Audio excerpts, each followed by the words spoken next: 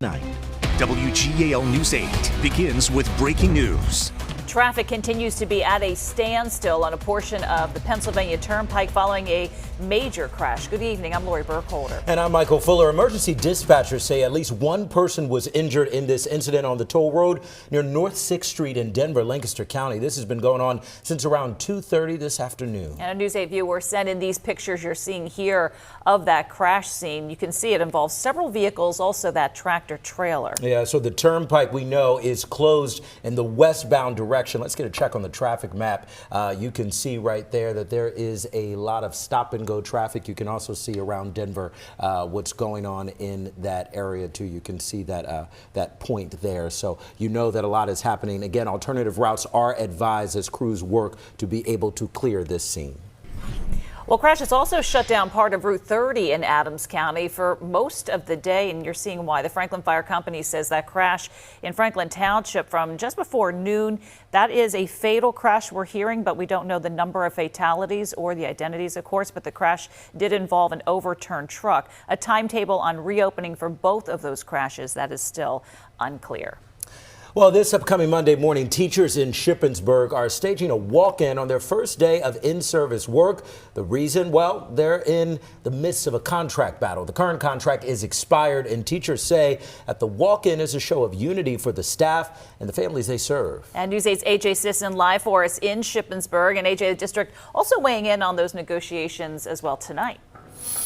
Yeah, we talked about those negotiations and where they stand. And while they say the teachers are coming in at too high of a salary increase in these contract negotiations, the district says they believe both parties are close at making an agreement. And while the district did not want to publicly share exactly on the numbers where each party stood, they tell me in prior contract negotiations, both parties settled around 3.5% to 4% for salary year-over-year increases.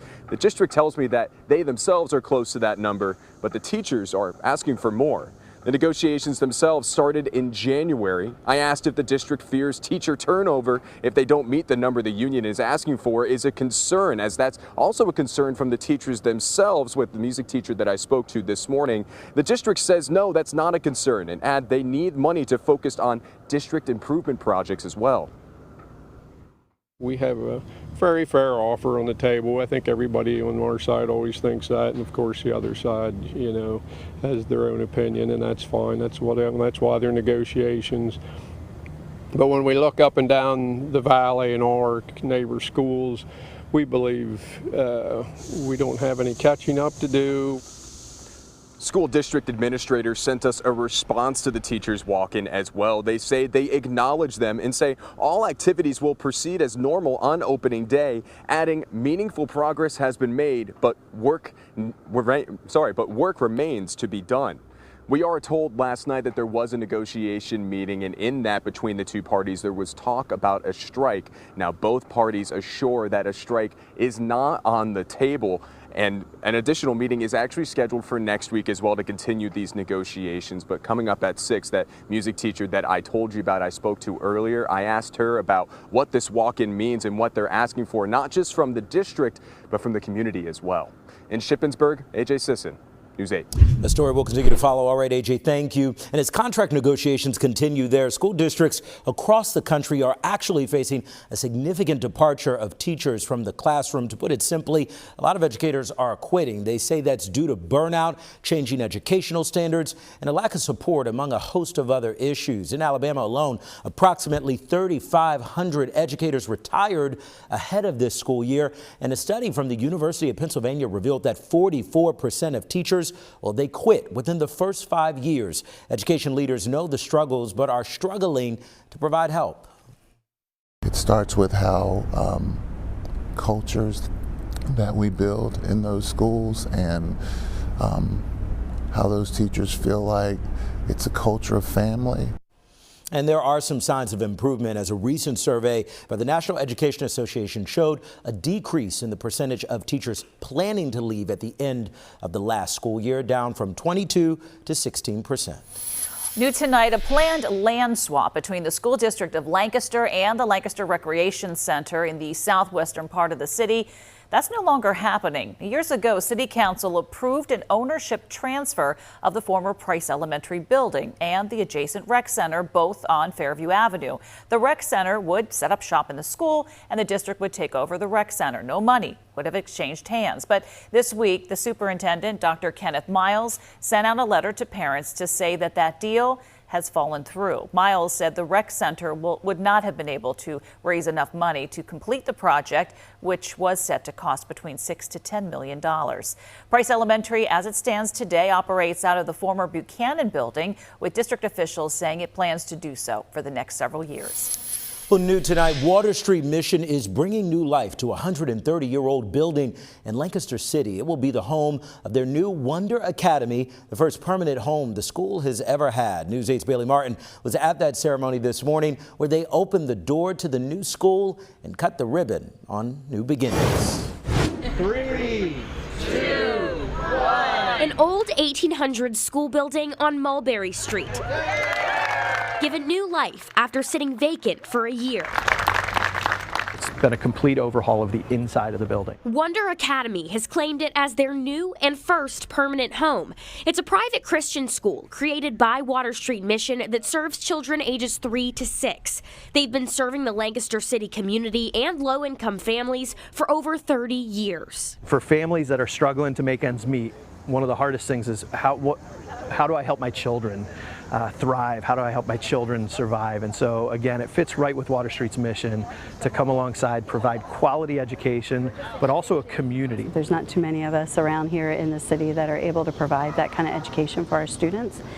So we're really excited to be a part of the community like this. The space is nearly finished for over 50 students to start the school year, and right where I'm standing will be a state-of-the-art playground for those students to play on. In the past, we've had to kind of use the playgrounds that are around, and not all of them are designed for little kids. And so this is specifically designed for them. There's that one right there. Teachers at Wonder Academy have always taught in shared spaces. Miss Nikki has for 20 years. Now they call 47 South Mulberry Street home. This is something that I prayed for a long time, for us to have a building, and so to be able to be here still while we have this building has been amazing. In Lancaster City, Bailey Martin, WGAL News 8. And there it goes. The ribbon is cut because that wasn't the only ribbon getting cut today. You can see the one there in Lancaster City, a new affordable housing community that is now open.